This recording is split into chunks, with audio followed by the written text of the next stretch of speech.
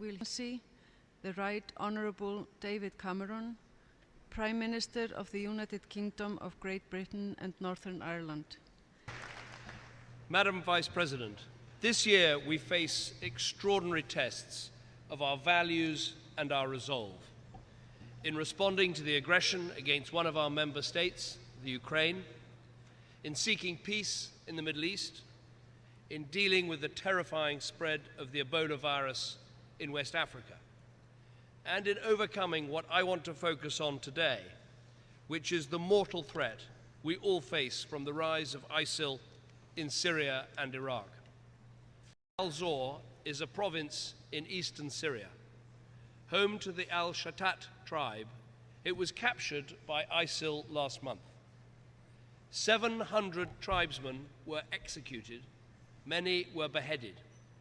The vast majority were civilians, Muslims, who refused to take an oath of allegiance to ISIL's sick extremist worldview, and who paid for this with their lives. They are not alone. Across Syria and northern Iraq, thousands have suffered the same fate.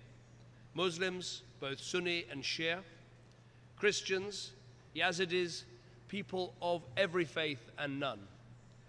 ISIL is not a problem restricted to just one region. It has murderous plans to expand its borders well beyond Iraq and Syria, and to carry out terrorist atrocities right across the world. It is recruiting new fighters from all over the world. 500 have gone there from my country, Britain, and one of them almost certainly brutally murdered 2 American journalists and a British aid worker. This is a problem that affects us all, and we must tackle it together. Now, there is not one person in this hall who will view this challenge without reference to the past, whether in Iraq, whether in Afghanistan. Now, of course, it is absolutely right that we should learn the lessons of the past, especially what happened in Iraq a decade ago. But we have to learn the right lessons. Yes to careful preparation, no to rushing to join a conflict without a clear plan. But we must not be so frozen with fear that we don't do anything at all. Isolation and withdrawing from a problem like ISIL will only make matters worse. We must not allow past mistakes to become an excuse for indifference or inaction. The right lesson is that we should act, but act differently. We should be comprehensive, defeating the ideology of extremism that is the root cause of this terrorism, so that we win the battle of ideas, not just the battle of military might. We should be intelligent, supporting representative and accountable governments and working with them at their requests, not going in over their heads. We should be inclusive, working with partners in the region who are prepared to be part of the solution, potentially including Iran.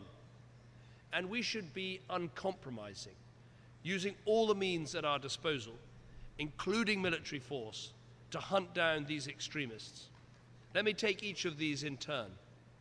The root cause of this terrorist threat is a poisonous ideology of Islamist extremism.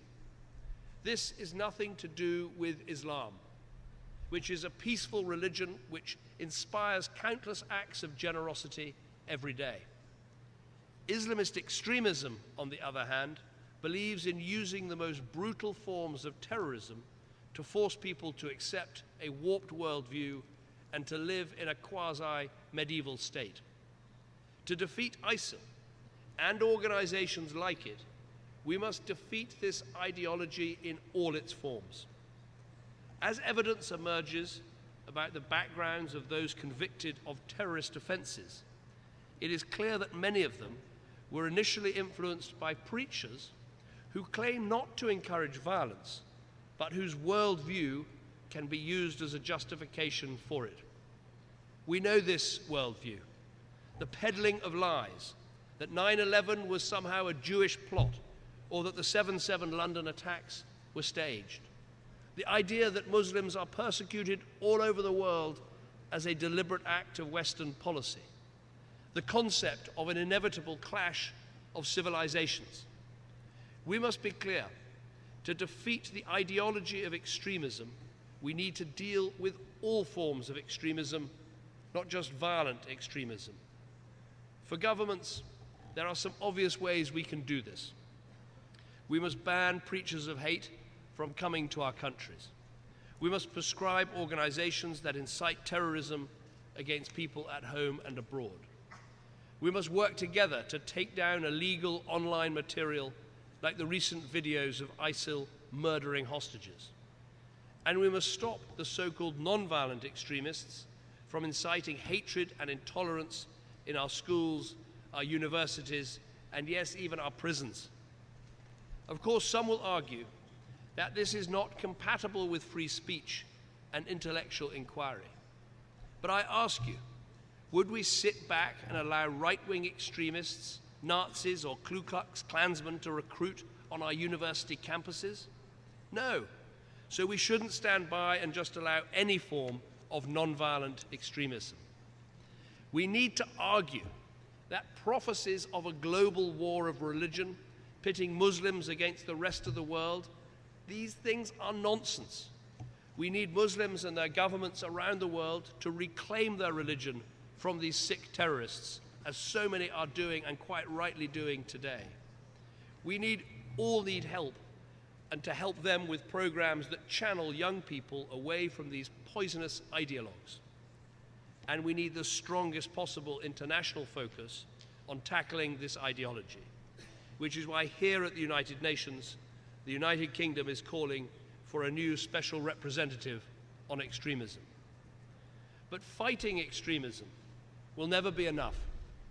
Communism wasn't defeated simply by pointing out its flaws, but by showing that the alternative, economic freedoms, democracy, the rule of law, these things could build a better society and a better world. Young people need to see the power of a different, better, more open, more democratic path.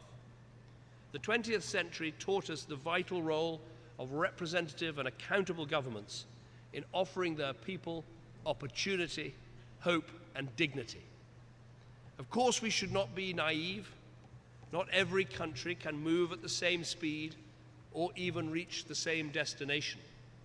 And we should respect different cultures and traditions and histories. But let's be clear, the failure to meet people's aspirations can create a breeding ground where extremist and even terrorist insurgency can take root. Governments that only govern for some of their people cause deep resentment. In Iraq, the failure of the al-Maliki government to represent all of the people has driven some of them into the arms of extremists. Too often, people have been faced with a false choice between an autocratic and unrepresentative government on the one hand, or a brutal insurgency with religion misused as its rallying call on the other.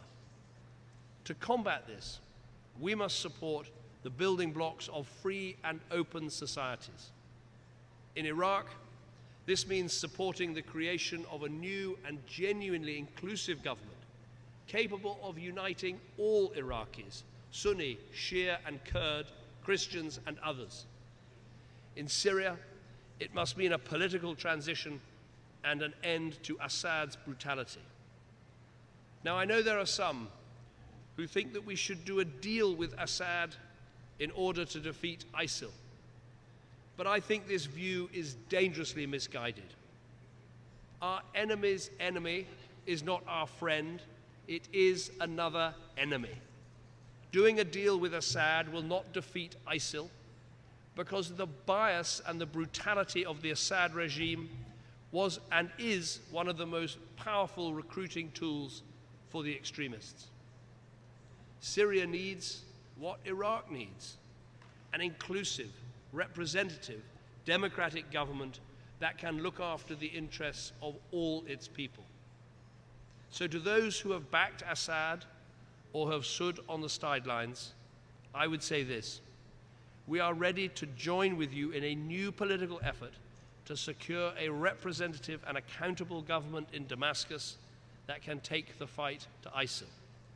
But it is simply not credible for Assad to lead such a government, although we are prepared to look at every practical option to find a way forward. Third, we must be inclusive, engaging the widest possible coalition of countries in this international effort. ISIL is a threat to us all, but the greatest threat is to the region. It is very welcome that a number of Arab countries have already taken part in the action to degrade ISIL. They have shown courage and leadership. Iran should also be given the chance to show it can be part of the solution, not part of the problem. Earlier today, I met with President Rouhani. We have severe disagreements.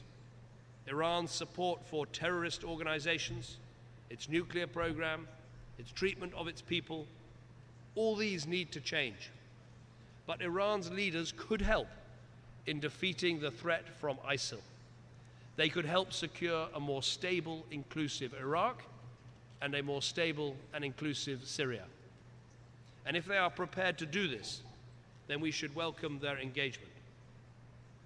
Finally, when the safety and security of our people is at stake, we must be uncompromising in our response. That starts at home. For our part in the United Kingdom, we are introducing new powers to strengthen our ability to seize passports and stop suspects from traveling, to allow us to strip British identity from dual nationals and temporarily prevent some British nationals getting back into our country, to ensure that airlines comply with our no-fly lists and security screening requirements, and to enable our police and our security services to apply for stronger locational constraints on those in the UK who pose a risk. Here at the United Nations, we have led a Security Council resolution to disrupt the flows of finance to ISIL, to sanction those who are seeking to recruit to ISIL, and to encourage countries to do all they can to prevent foreign fighters joining the extremist cause. But what about the role of our military? I don't believe that this threat of Islamist extremism will best be solved by Western ground troops directly trying to pacify or reconstruct Middle Eastern or African countries, but pursuing an intelligent and comprehensive approach should include a place for our military. Our military can support the enormous humanitarian efforts that are necessary, as our Royal Air Force did, helping the millions of people who fled from ISIL. And we should, together, do more to build the capability of the legitimate authorities that are fighting the extremists. This can mean training, equipping, and advising, providing technology and the other assets necessary for success. Whether it is supporting action against Boko Haram in Nigeria, against Al-Shabaab in Somalia, against Ansar al-Sharia in Libya, or against Al-Qaeda in Yemen, it is right to help those who are fighting on the front line for their societies and for their countries and for their freedom. Along with our European partners, we've already been supplying equipment directly to Kurdish forces. We are strengthening the resilience of military forces in neighboring Lebanon and Jordan. And British Tornado and surveillance aircraft have already been helping with intelligence gathering and logistic support to help those taking on ISIL in Iraq. We now have a substantial international coalition in place, including Arab nations, committed to confronting and defeating ISIL. We have a comprehensive strategy to do that, with the political, diplomatic, humanitarian, and military components that it needs to succeed over time. The UN Security Council has now received a clear request from the Iraqi government to support it in its military action against ISIL. So we have a clear basis in international law for action, and we have a need to act in our own national interest to protect our people and our society. So it is right that Britain should now move to a new phase of action. I am therefore recalling the British Parliament on Friday to secure approval for the United Kingdom to take part in international airstrikes against ISIL in Iraq. My message today is simple. We are facing an evil against which the whole of the world should unite. And as ever, in the cause of freedom, democracy and justice, Britain will play its part. Thank you.